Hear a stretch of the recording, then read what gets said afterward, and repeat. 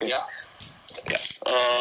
Mr. Biswas, a 60-year-old male, a farmer by occupation, residing in Bhubaneswar, studied till 10th standard, married for 32 years, of low socioeconomic status, presented with chief complaints of palpitations since 15 days, chest pain and breathlessness since 7 days respectively. Patient was apparently alright 15 days back when he started developing palpitations which were rapid, irregular, and they were present even at rest, not related to any activity. They were sudden onset and offset, which used to occur for a brief period of time. No post-palpitation diuresis, and it was not associated with any episode of syncope or pre-syncope. Patient also complained of chest pain since 7 days. 7 days back, one morning, there was an acute onset chest pain in the morning while walking in the field, which regressed, which was retrosternal and constricting, which regressed after taking rest for 15 to 20 minutes. The chest pain continued thereafter with activity, although in reduced intensity. Initially, it was on usual daily activities of walking 2 kilometers to the field or working in the field, which was NYHA class 2, and it increased to class 3 dramatically over the past 2 days, and the chest pain was present even on walking 50 to 100 meters, and it was the chest pain was associated even on walking 15 to 20 meters since the past 2 days. The breathlessness on exertion also started from the same time. Initially, it was class 3 accompanying the chest pain, which increased to initially class 2 accompanying the chest pain, which increased to class 3 over the similar period of time. There was no history of PND, orthopnea, hemoptysis, or syncope. No history of field edema or abdominal distension. There was no decreased appetite, no history of fever, loss of appetite, or no history of focal neurological deficit. In the past history, the patient... Wait. First thing, as I told you in the beginning only, that when you talk about the history categorization, as you rightly said, from only he's symptomatic since only 15 days, right? Yes. And then first symptom is palpitation, which you have evaluated very correctly. Okay, all the parts. The other thing is, as I said, when you talk about the chest pain, again and again, I am telling you that you must categorize whether the patient's pain is angina-like, or non-angina. It was categorization first. You have to say that it was patient complained like angina-like chest pain, and then you describe the things. Okay. Then you describe what the patient has, and the other associated features with this particular angina. Now, when you talk about the angina, you can both say that it is NYHA class, whatever it may be, or if you want, you can also say about the Canadian Cardiac Society classification. Okay, both can be said. Yeah. If you say that, then you get a little better standing as far as the other people are concerned. Okay. Yes. All right. So when you talk about this thing, NYHA classification, yes. Now you know that this patient is a farmer. Yes. Correct. Yes. So the categorization of this patient as far as NYHA is going to be very, very, because he's a hard-working fellow. Yes. So you have to give, in such situation, you give an NYHA classification, as well as you say that he at the present moment also stands in Canadian classification as this thing. What is the Canadian classification? Canadian Cardiac Society classification, CCSC. What is it? That are again grade 4s. What are they? And what are the symptoms which are taken into consideration for the Canadian classification? So in Canadian classification, basically it is only angina which they take into consideration. Okay, let me first ask you one sec. I'll ask you the other thing. In NYHA classification, what are the symptoms which are taken into consideration? In NYHA classification, there's dyspnea, angina, chest pain, palpitations, and Are there 3 or there are 4? There are 4. So breathlessness 1, dyspnea 1, angina, then palpitations. yeah. No. See, this is not acceptable. This is not acceptable. Any standards that you must know what are the categorizing symptoms as far as NOIHA classification. Anybody wants to say that? Fatigue, sir. Fatigue, palpitation, dyspnea, fatigue, and angina. Slowly, I can't hear.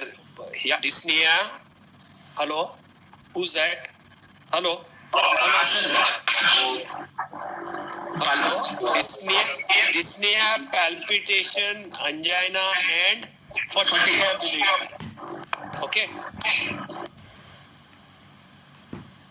Are you hearing me? Yeah. Hello. Hello. Yes, sir. Are you all hearing me? Yes, sir. Yes, sir. Okay. So you must remember this thing. It has to be by heart, Neeraj. By heart. Symptoms of NYHA. 4. Okay. Yeah. And then you grade whatever it is. What is about CCSC? Yes. Canadian classification. So in Canadian classification, basically they categorize only angina depending upon the physical activity. So class 1 will be ordinary physical activity such as walking or climbing, which does not cause any angina. And angina is with strenuous or rapid prolonged exertion. There is in class 2 there is slight limitation of the ordinary activities, walking or climbing stairs, climbing stairs after meals or in cold or in the wind or under emotional stress. That will produce the angina, or walking more than 2 blocks on a level field. While in class 3, there is marked limitation where there is walking of only 1 or 2 blocks or climbing 1 flight of stair in normal condition. Okay. And class 4 is no inability to carry out any physical activity. Yeah, usually occurring either at rest or on minimal exertion. Class 4. Now when you talk about blocks, how much is the distance for a block? See, basically, CCSC and NYHA classification are all objective classifications. Okay? So I mean subjective, sorry. Or both of them are subjective classification, and that's why you go on to the other classification, that is the Goldberg classification, or depending upon the METS. Yeah? Yes, sir. Yeah. So when you talk about the blocks, how many blocks is how? I'm not sure. Probably 2 kilometers is 1 block. No. Anybody? 80 meters. 80 meters is unit of 1 block. 1 block is... Hello? Yes? Hello? Yes. 1 block is how much? Hello? Yes, sir. Yes. Yeah. 1 block is... Yeah, there. 800 meters, sir. Perfect. It is 800 meters is 1 block. Okay? Hello? Are you hearing me or not? Yes, sir. Yes. 800 meters is the block. Okay? Now, that is the classification as well as CSC is concerned. Okay? CCSC, Canadian classification.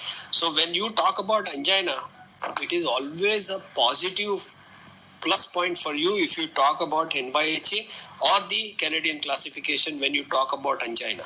Alright? Yes. So you must talk about these things. And also another very, very important association for angina is whether it is any postprandial angina is there or not.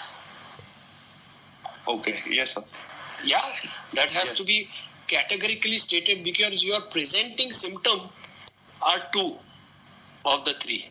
Means it is palpitation, and the second important is your angina, which is a very, very important possible presenting symptom in this particular. So postprandial is something which has to be denoted. Also, at the same time, when you talk about angina, you must talk about nocturnal angina also. Yes, sir. Yes. Okay. What is nocturnal angina? So angina basically present while the patient goes on the verge of going to sleep. When the angina occurs. Usually the nocturnal angina is an equivalent of a PND. Okay? Okay.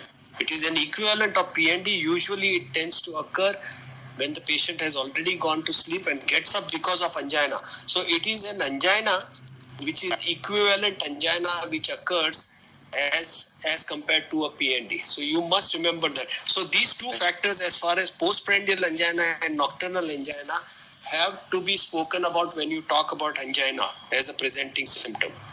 Okay? Yes. Yes. Okay. All right. Yes. All right. Relieving factor and everything you have already spoken about. Also, you must talk about whether the patient has got relief in the angina taking any tablet or not. Because they become very smart and they know which tablet to be taken. So in other words, it tells you what is the causative factor as far as the angina is concerned when you are taking the history. Okay? And you start thinking in terms of something else. Got it? Yeah. Okay? Yes. Yes. Yeah. Excellent. Good. So then the third symptom you talked about was dyspnea on exertion, correct? Yeah. Yeah. Dyspnea on exertion, and he presented with dyspnea on exertion with grade 2 to begin with just about 15 days back. Yes. Okay. No, it was 7 days. The angina and the breathlessness was only 7 days. The palpitation started 15 days back. Okay. So he came with dyspnea on exertion only 7 days before, correct? Yes. Grade 2. Yes. And then going on to grade 3 or grade 4. Okay.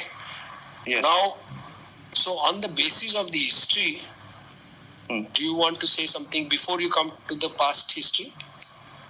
So on the just the basis of the history, since it's a very short duration and progression, very rapid progression of symptoms, I would think of acute coronary syndrome type of situation with some mechanical complication, although not very severe, but that one sec, I mean important call. Acute coronary syndrome as one of the things, yeah? Yes, okay. Yes, sir. All right, okay. And acute coronary syndrome per se itself can present with the shortest possible history, correct? Yeah. Yes. Okay. Yes, sir. Particularly the palpitation, particularly the angina and the dyspnea on exertion per se as far as the ACS is concerned. Yes, sir. Yes, sir. Anything else you want to talk about? See, important thing to remember here is that you are presenting with a history with a palpitation as the first presenting symptom. You are talking about palpitation coming irregularly. Yes, sir. Correct? Yes, sir. And then they settle on their own and then they recur again with no relation to a exertion also. Okay? Yes, sir. Yes. So, any other thing you want to take in mind? I would think about even aortic dissection, considering the short history. Aortic dissection. Yeah. See, when you have aortic dissection, when you talk about aortic dissection, by and large, aortic dissection is an acute event. You can get chronic aortic dissections, but those are very, very rare instances where you get a chronic. When a patient presents with such a short history, which is just about 15 days, then aortic dissection is a little difficult to accept because the angina which you get is usually out of proportion to the symptom of angina of coronary artery disease. Okay, the pain is angina-like in most of the cases of aortic dissections. Okay, and then they usually tend to present with other complications of dissection. Like, for example, if they have dissection of the coronary artery, if they have aortic regurgitation, or if the dissection is going into the neck vessels, then the problems related to do. So I would not keep it high in cards. Don't keep it in high in cards, even if you know the diagnosis. Okay. But even if with symptoms of angina, can we still keep that as a differential with continued angina. Not on the basis of the history. Okay. When you come to the examinations and when you come to the clinical findings post past history or the other findings, then you can come closer to thinking of a dissection as the possibility. Yeah. Yes. On the basis of history, when you talk about history, you are going to logical thinking of what is the possibility. Atrial fibrillation secondary to pericarditis also. Now, again, pericarditis presenting with dyspnea on exertion is not acceptable. Yes. Okay. Usually, when you have history of pericardial effusion or pericarditis per se will give you history of chest pain, which is angina-like chest pain again, not angina, typical angina. It will be angina. You can get palpitation because of the atrial fibrillation commonly occurring with that. More common atrial fibrillation is with constrictive pericarditis rather than pericarditis per se. And pericarditis per se does not give rise to features of dyspnea on exertion. So again, pericarditis is anything else. Are you considering any valvular disease in this particular patient? Why not are you talking about a patient who has got aortic stenosis in this particular patient? Aortic stenosis, sir, but where the patient has suddenly deteriorated. As I say, one of the features of valvular heart disease, okay, which suddenly deteriorates is because of arrhythmias. And what are the two conditions usually which deteriorate with the onset of arrhythmias? Mitral stenosis. That's right, mitral stenosis. Aortic stenosis. Absolutely, all stenotic lesions. Usually, suddenly you find that the atrial fibrillation sets in. So, mitral stenosis can become a presenting feature, but in that case, angina may not be the presenting symptoms. Correct? But both the other one, the palpitation as well as dyspnea on exertion can be. Aortic stenosis, yes, will remain, but usually aortic stenosis, the presenting symptom will be as angina or palpitation can be a presenting feature in this case. But the classical three symptoms of aortic stenosis are angina, syncope, and dyspnea. That's right. And as far as the correlation of the symptoms to the prognostication is concerned is angina is 5 years till mortality. Syncope is 3 years and dyspnea is 2 years. Correct. It is 5, 3 and 2. Hello? 5, 3 and 2. Okay? Yeah. Yes. So, the stenotic lesion also has to be kept in back of your mind, although the history may not be pointing towards. Are you considering a different type of an aortic stenosis here? A dynamic alveolar outflow obstructions of hypertrophic cardiomyopathy with obstruction. Patient with hypertrophic cardiomyopathy, I would the age of onset is quite later. Usually present in the usually present in the second or the third decade. And so age is against, but as and also breathlessness is the first symptoms that starts off with HCM. Yes, and may not be.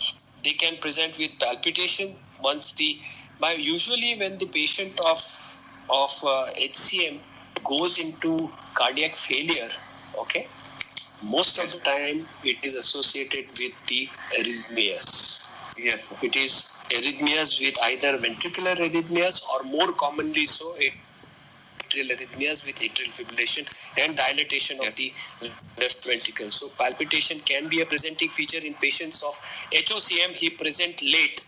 Okay. Yes. The second thing is syncope. Yes, can be presenting, but the syncope goes down as the patient tends to go into failure. and then they present more with congestive cardiac failure like symptoms. So although we are talking about it, we are not considering HOCM here.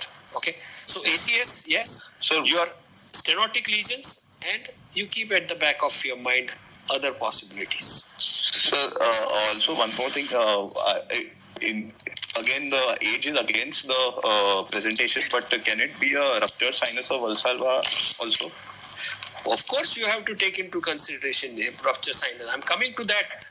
I have not yet finished that. So, rupture sinus of Valsalva in a patient who is in the 5th decade, 4th, 5th, 6th decade, yes, it's a possibility which is to be considered as far as a complication which is occurring in this patient. So, rather than your aortic dissection, which I was talking about, ACS, stenotic lesions, and not aortic dissection, but the other possibilities like rupture sinus of Valsalva in this patient can be presenting with this sudden short history.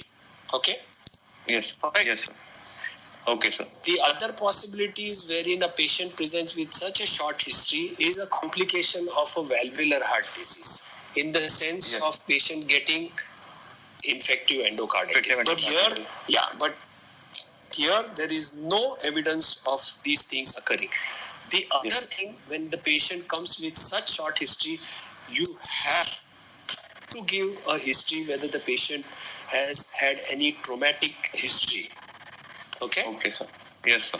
So it is extremely important. Short histories, you have to mention if you are correlating your symptoms with ACS, or if you are talking about rupture sinus of Valsalva as one of the possibility. So you must think that the patient has to be taken into consideration whether the patient had any traumatic history. Again, for dissection as well as rupture of sinus of Valsalva. Okay? Yes. Yes, sir. All right. Okay. Very good. Go ahead. The past history. So, what is the cause of arrhythmic palpitations in RSOV, sir? In RSOV, it is basically related basically to the congestive heart failure which occurs. Okay? With the acute ruptures. Yeah. Okay. Go ahead. So, the past history, patient had a history of jaundice in 2008. Sorry. I will just elaborate on that. One sec about the history of palpitation. One is the congestive heart failure, atrial fibrillation occurring. The second is per se itself, because the volume suddenly increases the palpitation. But here the palpitations are irregular, definitely telling you that this is likely to be a paroxysmal atrial fibrillation or a ventricular tachycardia occurring in this patient. Okay? Yeah. All right. Yeah. Okay. So, in past history, the patient had history of jaundice in 2008 with renal failure, for which he underwent hemodialysis. The patient recovered after that and was not on any medications. Patient is on hypertensive since the 5 years on medical treatment. His personal history is that his appetite is normal. He's a non-vegetarian. There is no addiction. Positive. Bowel and bladder. Positive findings. Positive findings. There are no positive findings in personal history. Okay, fine. As far as the positive history or a negative history is, two things. When you are talking about an ACS in this patient, you have to give a negative history. Important is whether patient has got any risk factors or not. No history of diabetes, tuberculosis. Yes, diabetes or family history. No most important would be family history. Yeah. Then you are smoking. Yeah. No addiction, sir. No smoking or tobacco, because he comes from a village basically. Yes, sir. Yeah. So these things are to be kept in mind, and these are important negative. 1 minute. I'm just getting a call. 1 minute. Yeah. Tell me ACS. Yes. Risk factors of important negative points. Yeah. So there was no family history and no addictions. Correct. Okay. Go ahead. And only hypertensive. So on the examination, the patient was conscious, cooperative, and well oriented in time, place, and person.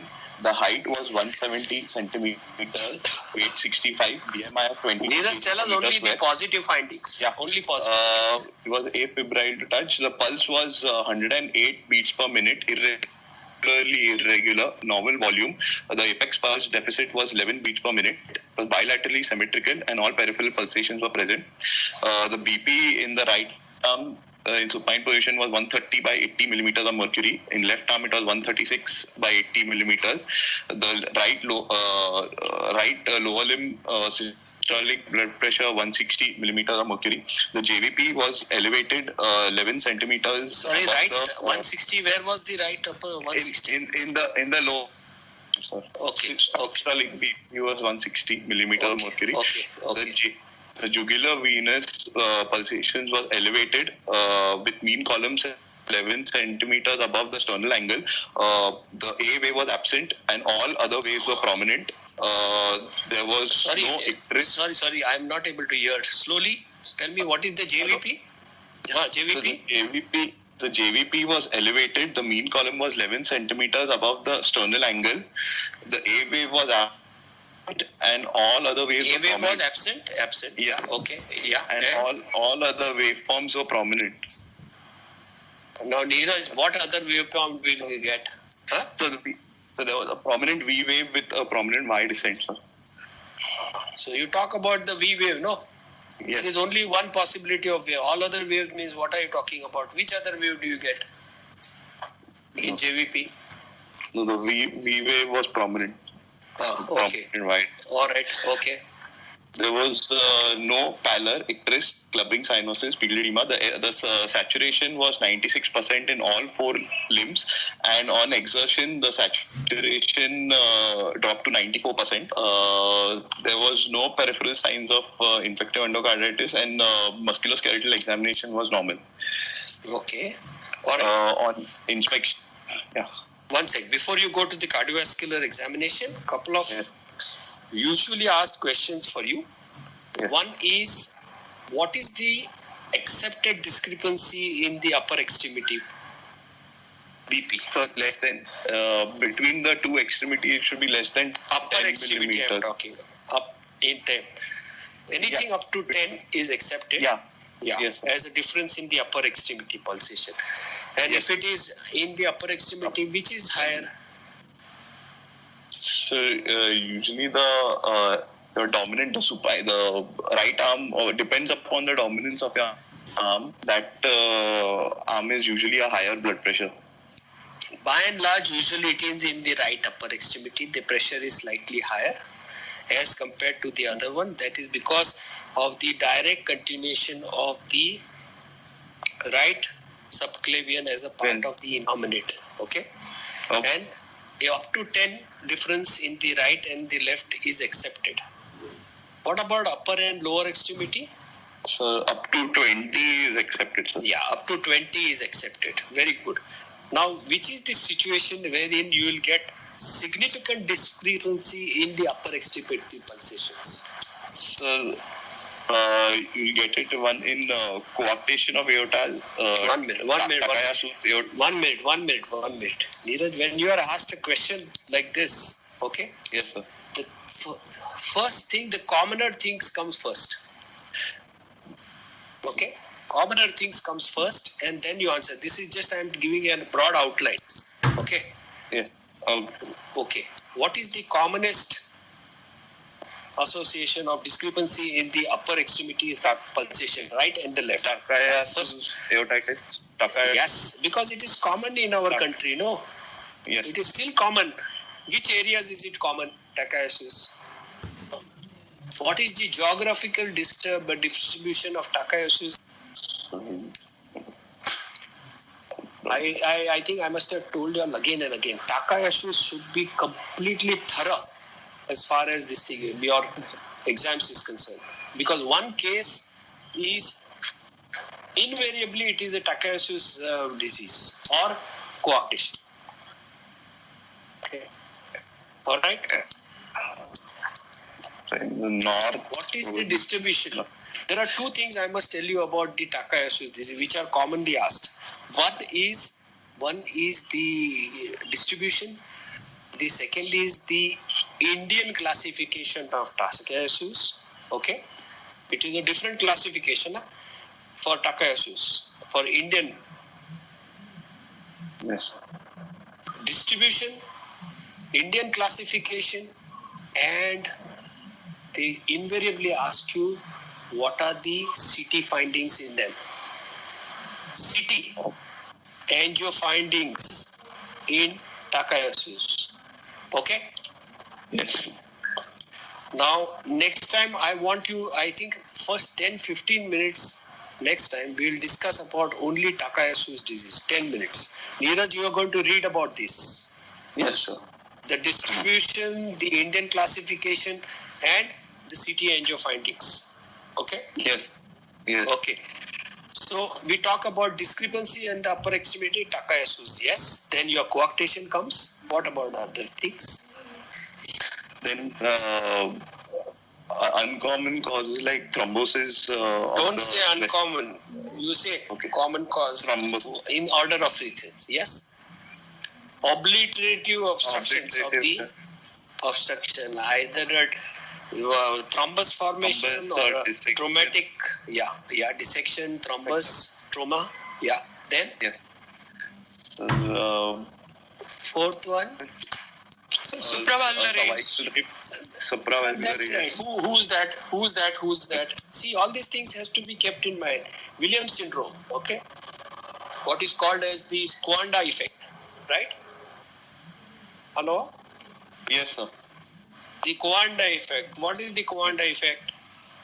Basically, That the pulse the jet of the pressure, blood upper extremity it is higher, right? Upper extremity, because of the jet of blood which around the curvature, hence it preferentially goes into the right, the innominate goes into the innominate artery and get transmitted to the right subclavian. Right That is the subclavian. Coanda effect, right? Yes. Then Yes. last one, fifth one. You must remember all these things. No, I can't keep on telling you all these things. Outlet syndrome. Post-BT.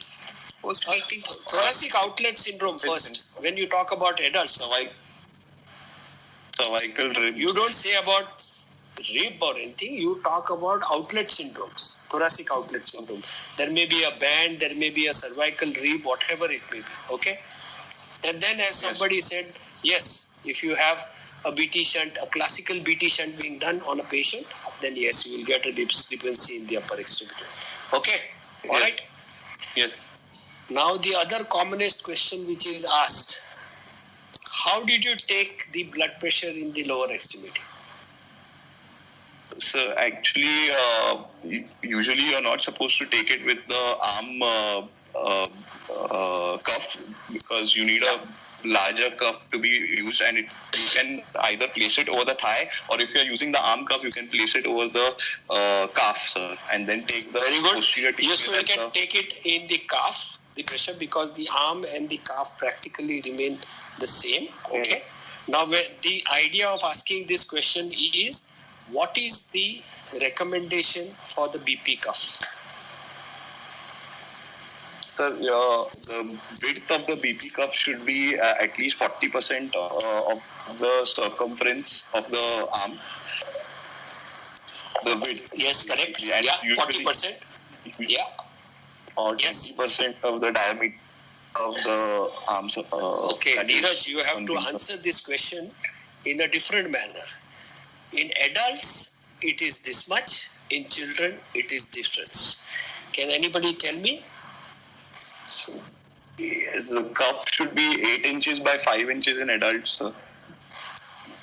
The correct thing you said is about 40% of the circumference of the arm.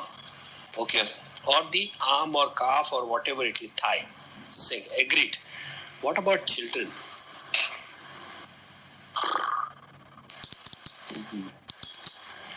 See, all these questions are kept in the mind of all these examiners who come for asking you questions. Because I also ask when I go for these exams. Because this is where you get the plus points.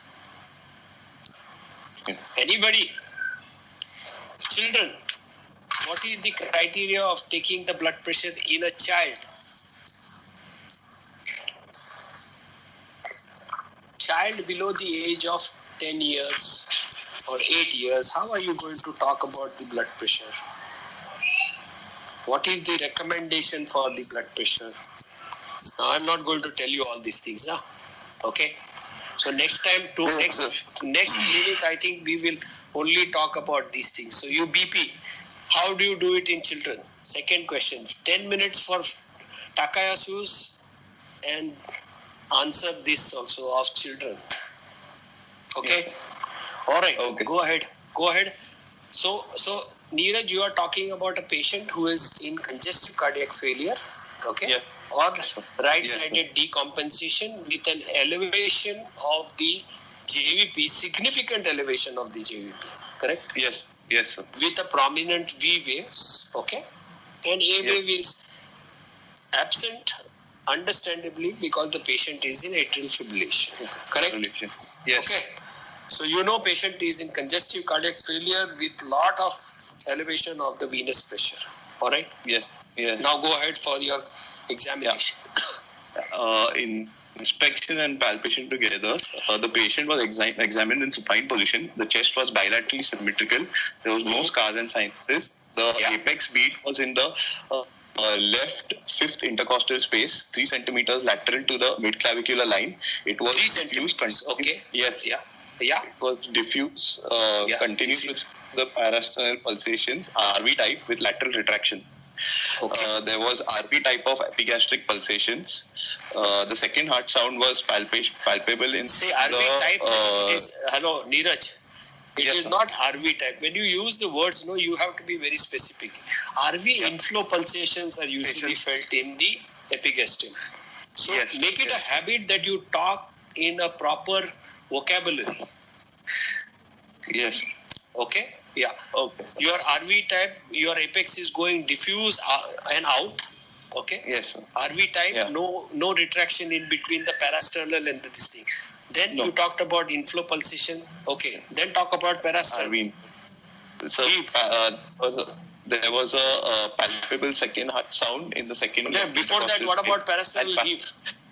There is a grade 2 parasternal heave. There was a grade 2 parasternal heave and a palpable second heart sound in the left second intercostal space parasternally. Okay.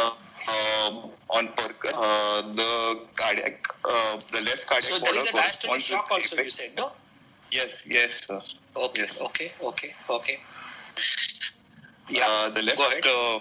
The left heart border corresponds to the apex beat. The right heart border is retrosternal. The left second intercostal space is dull on percussion. The liver dullness is to the right in the right fifth intercostal space in the mid-clavicular line, and stomach tympani, gastric tympani is on the left. Again, Neeraj, when you are talking about the liver, I told you again and again that the patient is in congestive cardiac failure, correct? Yes. Has got signs. So first thing is enlargement of the liver. You have to correct it, right? How much is the enlargement of the liver, either in centimeters or finger? And if you find that the patient's liver is not enlargement, you have to do the what? You have to look for the hepatojugular Liver scans. Yeah. Sir, I was going to come that in systemic examination. Okay, very good. Okay, fine. Okay. Yeah. Okay, go ahead. Yeah. On auscultation, the S1 is normal. The S2 is wide and fixed split. The P2 is loud. There was an RV S3 which was heard in the left third and fourth intercostal space parasternally. There is no S4 was heard. There was an ejection click which was constant. It was heard in the left second intercostal space. There was a short early peaking ejection systolic murmur of mixed frequency of grade 3 heard in the left second and third intercostal space best with the diaphragm or the stethoscope in the patient sitting up and in leaning forward. It was not varying with respiration. Yes, sir. These were the auscultatory findings. All right. Finished?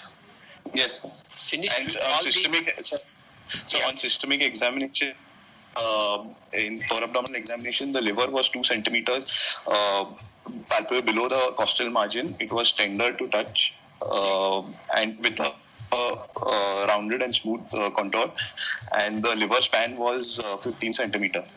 Okay. Did you do the hepatojugular reflux?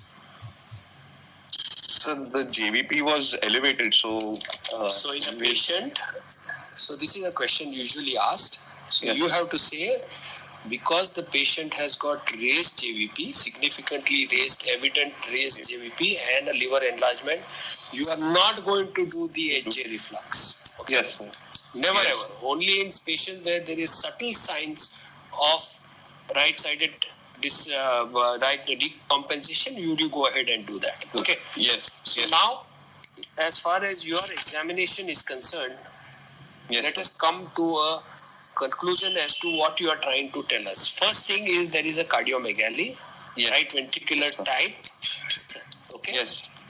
Yes. With good amount of inflow pulsations as well as parasternal heave. The second heart sound is markedly accentuated because you are getting a diastolic shock, right? Yes, sir. And you are Yes. getting a right ventricular third heart sound, okay? Yes. And you are getting a wide and a fixed split second heart sound, correct? Yes, sir. Okay. Yes. And you are talking about a patient who is in failure in the thing. And you are talking about a patient who has got a V wave which is extremely prominent with a JVP which is 11 centimeters. What have you missed? Yes. Sir, I was expecting a pansystolic murmur in the parasternal area. Yes, TR I'm not murmur. getting So you have TR to murmur, with but deep I'm not inspiration whether the patient is getting or not. You have to do it. Now in such situations, wherever now he is obviously into right-sided failure, so in such situations you may not do it. But if you are having subtle signs of failure, then you do maneuvers like leg raising Yes. for these patients to see whether there is any evidence of tricuspid regurgitation or not. Looking at your findings, I would expect a pansystolic murmur, but this is a finding which would be expected in this particular patient, which you are not getting. Okay. Right, sir.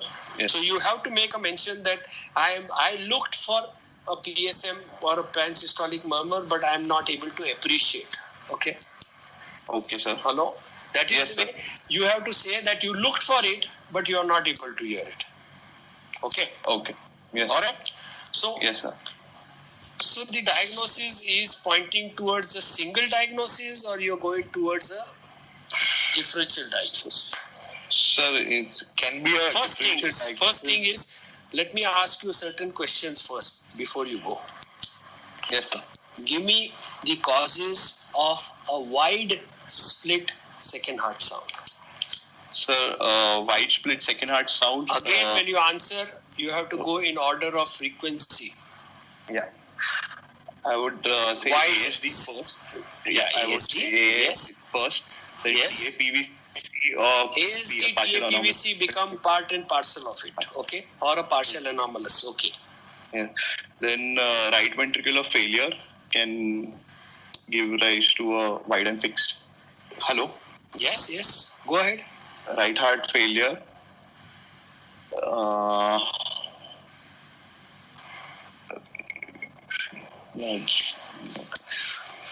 Commonly asked questions. These are commonly asked questions. Atrial septal defect with, then concomitant with that, either a TAPVC or a PAPVC, right ventricular dysfunction or failure, okay? Then what? Yes, sir. Pulmonary embolisms, Pulmonary embolism. Yes. okay? Severe Then PS. again, it is a, sorry? Severe PS. Come to that. No, when you talk about congenital, you talk first about ASD, PAPVC, TAPVC, pulmonary stenosis, no? Correct or not? So pulmonary stenosis. Wide split second heart sound. Pulmonary stenosis. So I am talking about wide split second heart sound. Not talking about fixed. Fixed I'll come first. First this is wide split second heart sound. Pulmonary stenosis. Then you have right ventricular failure, pulmonary embolism. Then mitral regurgitation, large flow Patient. mitral, large flow PDA. ASD. Okay. large flow हो गया, ASD finished, PAPVC, TAPVC हो गया, RV failure, pulmonary embolism, pulmonary stenosis, large flow mitral regurgitation, large flow ductus, okay, and one more. What VSD. What VSD? Ventricular septal. A large VSD with a significant shunt. By and large, in VSD, you do not get a wide split second heart sound, not like in MR or a PDA. One thing you must remember when you are asked, you must score on these points. The supracrystal VSD. Okay. The supracrystal VSD, you tend to have a wide splitting of the second heart sound. Can you tell me why do you get that?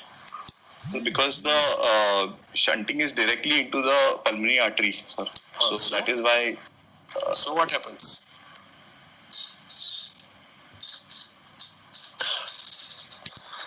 Anybody? That is a term which is very important as far as explaining the wide splitting of the second heart sound. Anybody knows about it? It is called as hangout interval. It is talked about the hangout interval. That's right. The hangout interval. Okay. The hangout interval. What happens to the hangout interval in a patient who has got suprasystemic pulmonary artery pressure? Supracrystal VSD. So the hangout interval will increase. The hangout interval increases because of the direct jet coming from the left ventricle to the pulmonary artery. Because the pulmonary artery pressure is much lower than the left ventricular pressure. Okay. So the ejection from the left ventricle into the pulmonary artery directly keeps on continuing for a longer period of time. Okay? Yes. So it increases the hangout period of the pulmonary vasculature because of that. And that is why the second heart sound is widened in case of a supracrystal VSD. Got it? Yes. Yes. Okay? Yeah? Yes. There is a very beautiful article, I don't remember, it is in British Heart Journal 1968 about the hangout interval, 1968. It's a classic article. You must read it if you have the time. You have a lot of time now. Read it. Yes, sir. Okay, all right. Yeah. Now, coming back to wide splitting of the second heart sound, what are the situations you get a fixed second heart sound? Wide and fixed. So, again, ASD and TAP. ASD and RV failure. Yeah. RV failure, pulmonary embolism. Pronounced RV failure, pulmonary embolisms. Yeah. Yes. Okay. In the wide splitting, we forgot one thing, electrical problem. That is the right bundle branch block. Bundle branch block. Right bundle branch block. So all these things should come like a. You should rattle it out completely of wide splitting of the second or fixing of the second heart. Okay. All right. Yeah. So come to the diagnosis now. You want to give a diagnosis or a differential diagnosis? So I would like to give a differential diagnosis. Okay, yeah. I'm saying everything. Okay, because you know why I am talking about is there is, as far as your findings are concerned, you have got an ejection systolic murmur with an ejection click, which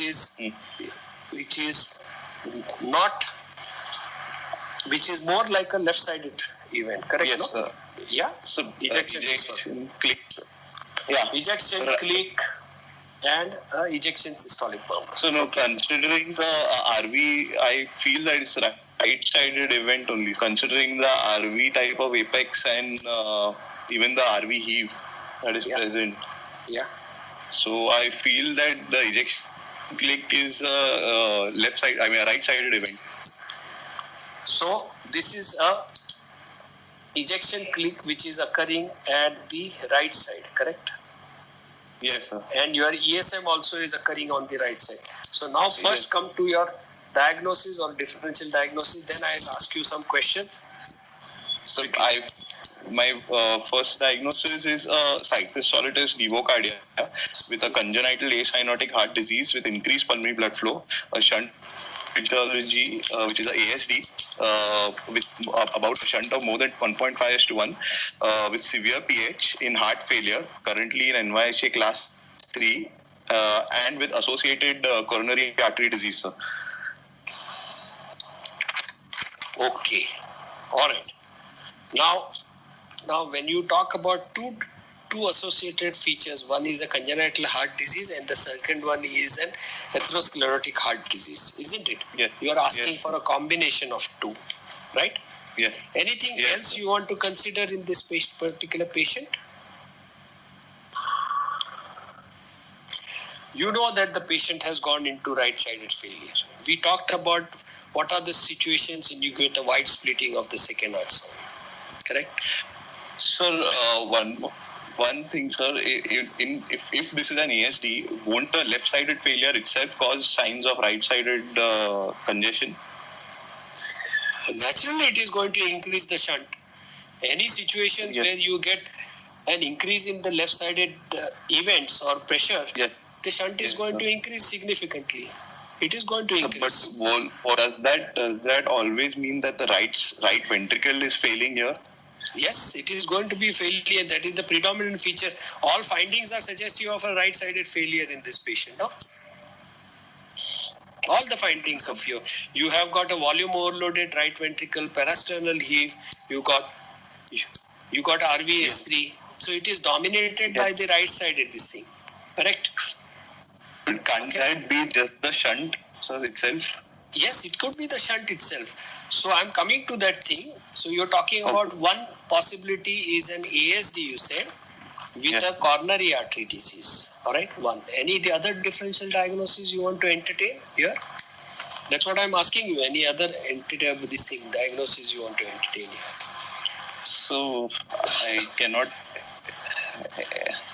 explain any other diagnosis with a RV, predominantly RV, right-sided events on clinical examination. Yes, okay. Anybody else wants to give a differential diagnosis for this particular patient? Anybody?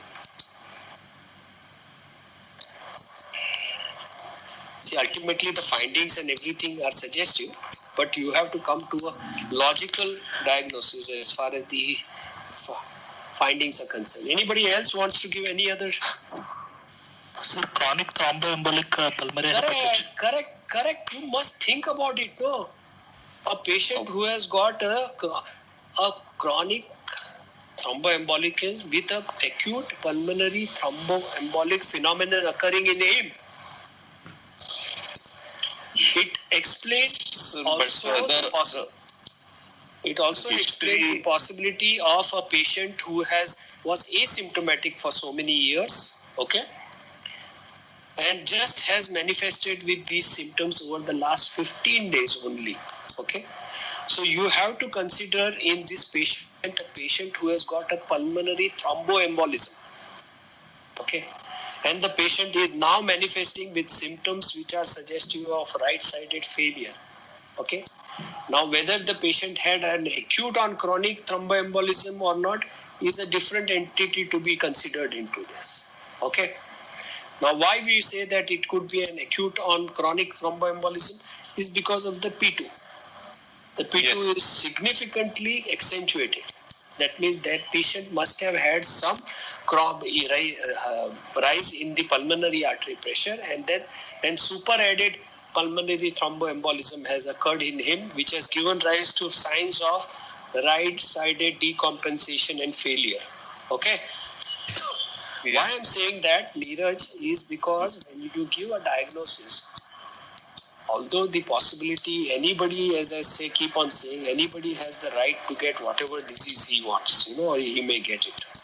Yeah. Combining two entities should not be considered as your first diagnosis. Okay? Yes. You understand what I'm trying to say? Yeah. Because yes, you are sir. postulating two pathologies. What about an ASD who has become an Eisenmengerization? So, but the saturations are still 96%, sir. Yeah, he has just a subtle this thing, and you said that on exertion he goes into decompensation. Only 94 it goes, sir. Yeah, 94. So how about a patient who has got an ASD and pulmonary hypertension only, not gone into Eisenmengerization? Yeah, that into is failure. That is also, but then murmurs won't be so evident, sir. Especially RVS3 and ejection systolic murmur. Why? I would find Why very silent. the patient would be having a significant right-sided event. So volume overload still remains in this patient. Already the pulmonary hypertension. The pulmonary hypertension in an ASD is two found. One is obliterative pulmonary vasculature, or the second is volume overload effect. Hyperkinetic. Okay. Yeah. So in both situations, you will get a P2 which is accentuated. So a patient who has gone into failure, particularly so if the patient has had an arrhythmia. Yes. Atrial fibrillation. These patients at the age of 60 or 70 can go into failure. ASDs. Yeah? Yes. And then the events can be explained on basis of the ejection systolic murmur grade 3, RVS3, P2 accentuated. What about the history of angina in a patient who has got PAPD, PH? So that can be due to the right ventricular angina. So one is that can give rise to the. One is the pulmonary hypertension situation itself. Okay. Yes. Can give rise to angina-like symptoms. Okay. Or the right ventricular enlargement and dysfunction. That is what is called as the right ventricular angina occurring. They can also be explained. So, in what I am trying to say, Neeraj, is that when you give a combination of a disease as the differential diagnosis, again, as I said, what am I thinking? I am thinking that you know the case. Otherwise, how did you come out with this diagnosis? Correct? Yes. So you first, you may be right. I am not saying you are wrong. You may be right, but that should not be remaining as a primary diagnosis first and the second. So I would say that it is ASD with pulmonary hypertension who has gone into atrial fibrillation and signs of congestive cardiac failure. One thing. The second thing is, as I said, pulmonary thromboembolism as a possibility which you tell. And then you say, yes, if I am not able, maybe patient is falling in that age group, maybe having an associated coronary artery disease. Okay. So this is when I talk. Lutembecker is possible, sir. Lutembecker. See, when we talk about an ASD with a pulmonary hypertension and a patient who has got Lutembecker syndrome, all these features, how does Lutembecker present? Lutembecker, by and large, you do not hear the MDM occurring at the mitral valve. Let me tell you that. Because there is so much of flow which is occurring from the left atrium to the right ventricle, on to the right side, that it is predominantly occurring as a right-sided event. You understand what I am trying to say? The flow which is occurring through the mitral valve in the Lutembecker is minimal, in those situations. So you don't get the MDM and all the other things. The features which are dominated, how do you suspect Lutembecker in a patient who has got a fulminant flow across the tricuspid valve in a setting of a atrial septal defect? Okay. You will not see your separate MDM at the apex in a Lutembecker. Because in such situation, the flow and the hemodynamics are dominated by the right-sided events because of the large flow occurring. So all the features you suspect in Lutembecker when there is a large flow occurring in a patient. Always in mind. Understood? Yes. Okay. So all these features come into the ASD with good flow and failure. Okay. Yes. Okay, so we have two diagnoses. Now you give us. What do you want to see? You want to see the X-ray or the ECG? Sir, actually, I don't have the X-ray and ECG, but I've taken this case long time back. But the echo findings I have, but X-ray and ECG I don't have. Okay, supposing you were to see whether you were given the choice of an X-ray or an ECG, what would you go in for? So, considering this, I would go for X-ray. Very good, excellent. Because ECG, what are you going to find? What are you expecting? So you are expecting all suggestive findings of a right-sided enlargement and right-sided hypertension, correct? So dominance of the RV you will get. with the patient already in atrial fibrillation. You are not going to get any added things in this. Yes, sir. Okay? Yes, sir. Yeah. You will not be able to see whether the patient has got associated coronary artery disease or not on the ECG also, because you will get strain pattern in the right-sided bleeds. Right side. Yeah, Yes. it changes. Yes. So your ECG is not going to help you much as against an So X-ray. probably if only ECG we can differentiate between a volume or a pressure overloaded right ventricle. That can give us a little That's what I differentiation. said. You will see only right-sided events occurring on the ECG, which you know it is occurring. You are not Yes. going to get any added information.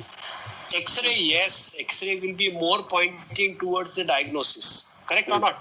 Yes. Either of the two, ASD with PH and failure or a pulmonary thromboembolism. Yes. So Yeah. basically, you will get you will get cardiomegaly with enlarged main and pulmonary arteries and branch pulmonary arteries, but the peripheral pulmonary arteries in case of obliterative disease or chronic thromboembolism, pulmonary hypertension can be pruned. There will be peripheral pruning, while in ASD with hyperkinetic PH, you will get vasculature going up to the lateral third. Yeah. One thing you will get is the prominence of the pulmonary artery as well as the main branches. And the pulmonary plethora will depend upon how much is the flow occurring, whether it is increased or whether it is. As far as the embolism is concerned, then you will get the main pulmonary artery which is prominent, the RP and the LP also, and a sudden cutoff of the area. Okay, if there are thromboembolic phenomena. Okay. Okay. Go on to the echo. Sir, echo only the. This is for findings our as I diagnosis. appreciate. Yeah. Yes, sir. Yeah. So the patient had there was RA, there was a large ASD which was ostium secundum around 24 mm in size with the left to right shunt. The RA and RV were dilated. There was the LVEF was reduced. It was 45% with anterior wall hypokinesia. And the IVC was dilated with dilated main pulmonary artery. Okay. What about TR? So no, so there wasn't any TR. No much TR. of TR. Okay. There was mild. Maybe mild. Mild? Yes, a mild TR was it. Mild TR. Okay. We expect that this is going to be a volume overload pattern in this thing diagnosed. Now, to make a diagnosis of coronary artery disease is only a postulation which you can make. Okay. So, by and large, don't make such diagnosis. Yes. When you give the differential diagnosis, you understand? Because as I said, first thing I come to know, if you are giving the diagnosis, you know the case. All right. So you give a logical differential, and you say that okay, keep on pressing. Then he falls in the age group that he's 60 years of age, and sudden onset of the increase in the symptoms associated coronary artery disease also can be kept in mind. All right. So one doubt, sir. In case if there is a right ventricular failure or if there was any pulmonary embolism, won't there be a marked desaturation on exercise and such, or if there is a not necessarily. It depends upon it all depends upon the extent of the pulmonary embolism. Like we said, like one of you guys said, that the logical thinking in this particular patient remains as a chronic thromboembolic phenomenon with an acute on chronic event. Okay, wherein the saturation may be maintained significantly well in these patients. We see so many of pulmonary embolisms coming in with maintaining good saturations to about 90 up to 90 or so. Yeah? Okay. Yes. Okay, good. Now, couple of things I'm going to ask you. Yeah. As far as the hemodynamics are concerned, okay, in an atrial septal defect, how are you going to diagnose the pulmonary vascular resistance?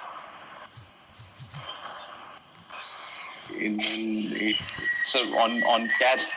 Yes, I'm asking hemodynamics.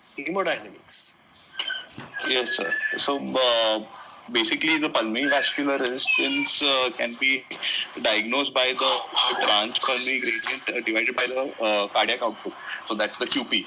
So in QP over QS. So first as the shunt. Yeah, about the the shunt. magnet QPQS shunt. will tell you about the shunt. What about Yes, the pulmonary vascular resistance? What is the basis of seeing, how do you find, what is the basis of finding the pulmonary vascular resistance? So basically On, it's to know on whether- oximetry and on pressures. Okay. So it's basically to see whether the ASD is amenable to closure or no. No. That is First, you answer my question. What is the basis of the hemodynamics which you take into consideration when you calculate the pulmonary artery or the pulmonary vascular resistance in a patient who has got a left to right shunt? the transpulmonary gradient, the mean See, pulmonary two things you will pressure. take, correct? You will take the pressure